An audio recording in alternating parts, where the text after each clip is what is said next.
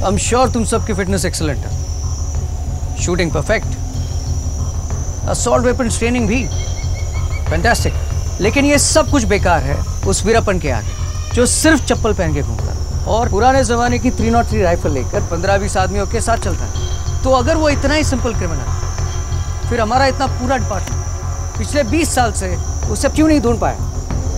मैं पिछले साल यहाँ आया और तुम सब आ जाए। ऑफिसर्स आएंगे और जाएंगे, मारे जाएंगे या रिटायर हो जाएंगे, कुछ परमानेंटली इंजर्ड होंगे, लेकिन ऑफिसर्स के आने जाने का या फोर्स बढ़ाने का वीरप्पन को कोई फर्क नहीं पड़ा। उसको अब तक कोई भी नहीं ढूंढ पाया।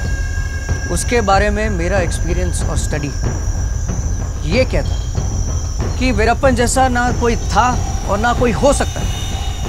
शायद तुम में से कुछ लोग वीरप्पन के बारे में जानते हो, बट मैं अपनी तरफ से तुमको उसके बारे में कुछ बताना चाहता हूँ। वीरप्पन बचपन में जंगल की एक चेक पोस्ट पे फॉरेस्ट गार्ड को चाय सप्लाई करता था। उन फॉरेस्ट गार्ड्स ने खुद उसे बंदूक चलाना सिखाया। उन गार्ड्स के कहने पर वीरप्पन जंगल में जाता और हाथी वगैरह जानवरों का शिकार करता था। फिर हाथियों के दांत और बाकी जानवरों से जो भी मिलता था उसके लिए वो गार्ड्स वीरप्पन को 100-200 रुपए देते थे और खुद हज़ारों में कमाते थे। जैसे जैसे वाइल्ड लाइफ लॉज सख्त होते गए, गार्ड्स को ये अपनी करप्ट प्रैक्टिसेस बंद करनी पड़ी। जब एक फॉरेस्ट गार्ड ने खुद वीरप्पन को रोकने की कोशिश की, पहली बार वीरप्पन खूनी बन गया। डिस्ट्रिक्ट पुलिस ने अपने 2 कांस्टेबल वीरप्पन को पकड़ने के लिए भेजे। वीरप्पन ने जैसे ही पुलिस को देखा, जंगल में भाग गया। पुलिस को ट्रेनिंग दी जाती है कि सिविलियन एरियाज में कैसे क्रिमिनल को पकड़े, लेकिन जंगल के अंदर कैसे पकड़ना है इसका उन्हें कोई आइडिया नहीं था। नतीजा ये हुआ कि पुलिस को खाली हाथ वापस आना पड़ा। गांव के लड़कों ने जब ये देखा कि पुलिस वीरप्पन का कुछ नहीं बिगाड़ पाई, तो वो वीरप्पन को हीरो मानने लगे और आहिस्ता आहिस्ता वीरप्पन जानवरों पे भी राज करने लगे। चमकते रहो, बढ़ते रहो, लड़ते रहो, चलते रहो, बढ़ते रहो, लड़ते रहो, चलते रहो, बढ़ते रहो, लड़ते रहो, चलते रहो, बढ़ते रहो, लड़ते रहो, चलते रहो, बढ़ते रहो, लड़ते रहो। मुझे मुझे मुझे मुझे मुझे मुझे। उसके पीछे उसके बचपन के कई दोस्त उसके गैंग मेंबर बनकर घूमने लगे। देखते ही देखते वीरप्पन और उसके गैंग मेंबर्स ने जंगल में लकड़ी के ट्रेडर्स और खदान मालिकों से एक्सटॉर्शन करना शुरू कर दिया। और जब उन लोगों से पुलिस को बहुत सारी शिकायतें मिलने लगी, तभी पुलिस ने पहली बार वीरप्पन को सीरियसली लिया और एक बड़ी टीम बनाकर उसे पकड़ने के लिए भेजा।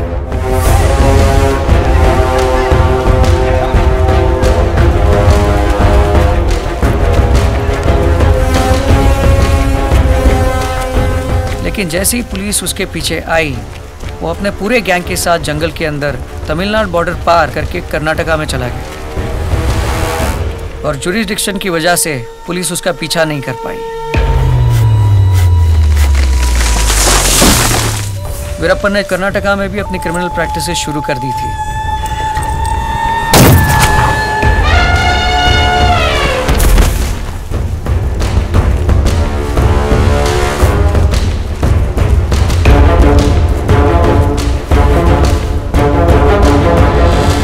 जब कर्नाटका पुलिस उसे पकड़ने आती तो वो वापस भागकर तमिलनाडु चला जाता। स्टेट गवर्नमेंट की प्रॉब्लम्स का वीरप्पन ने खूब फायदा उठाया और उसका गैंग बढ़ते बढ़ते बहुत बड़ा बन गया।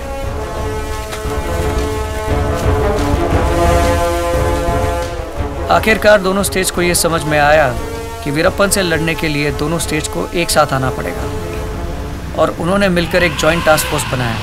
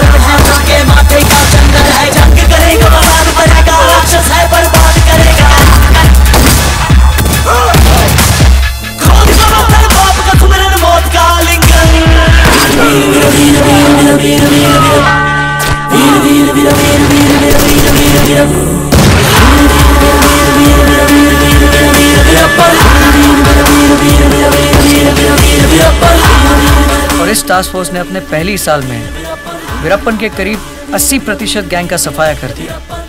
अब वीरप्पन को इस बात का एहसास हुआ कि एक बड़े गैंग के साथ रहना उसकी एक गलती थी, क्योंकि बड़ी गैंग आसानी से दिख जाती थी। इसलिए उसने अपना गैंग छोटा कर दिया। पुलिस को अभी ये भी प्रॉब्लम थी कि अगर वो बड़ी टीम के साथ जंगल में जाती तो आवाज़ और शोर शराबा होता, जिससे वीरप्पन को तुरंत पता चल जाता।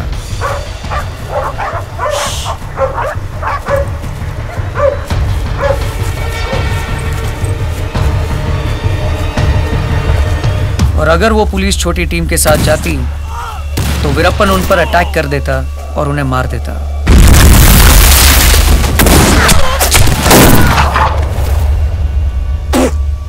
इसके अलावा वीरप्पन खुद अपने ठिकानों के बारे में झूठी इंफॉर्मेशन लीक करता था, ताकि पुलिस वाले उसे ढूंढने के लिए यहां वहां भटक भटक कर पूरी तरह थक जाए।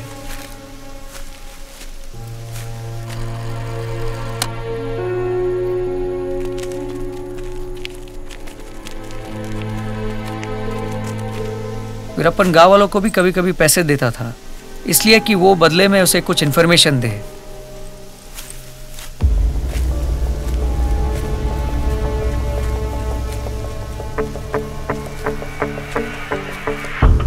इस बीच मीडिया ने वीरप्पन के बारे में लिख लिख के उसे इतना बड़ा आदमी बना दिया कि वीरप्पन को अपनी पब्लिसिटी और पॉपुलैरिटी देखकर मजा आने लगा।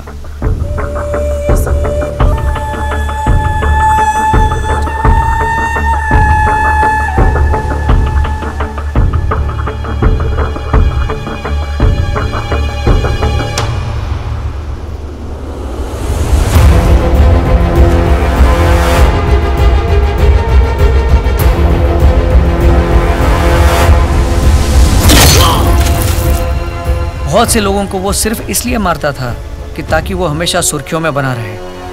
हिम्मत ना हारे साथी को हराए, डर को भी हम तो डरा के भगाए। हिम्मत ना हारे साथी को हराए, डर को भी हम तो डरा के भगाए। बंदूक दुश्मन की मांगे रे पानी, मच्छी से गोली चले जो धाए धाए। चलता रहो, बढ़ता रहो,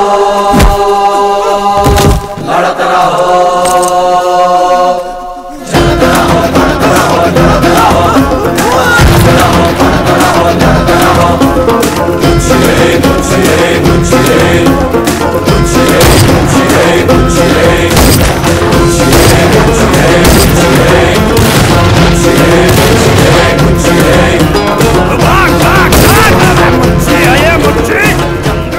जहाँ तक पुलिस का सवाल है, पुलिस के फेलियर को लेकर हेडक्वार्टर जब जब भी नाखुश होता, पुलिस प्रेशर में आकर गांव वालों के साथ बुरी तरह मारपीट करती, ताकि वो वीरप्पन के बारे में कोई इंफॉर्मेशन दे।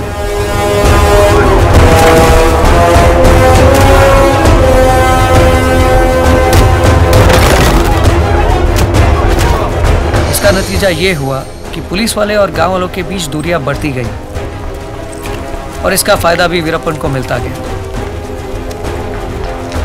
सिक्योरिटी एजेंसीज के बीच में तालमेल ना होने के कारण वीरप्पन यहाँ पिछले 20 साल से बिना किसी डर के राज कर रहा है,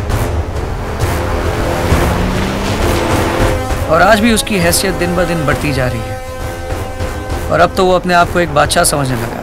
उत्तर से दक्षिण है अपना इलाका, जंगल के राजा है किस्मत के आका। आ जाए टकराए जिसमें हो जिगरा,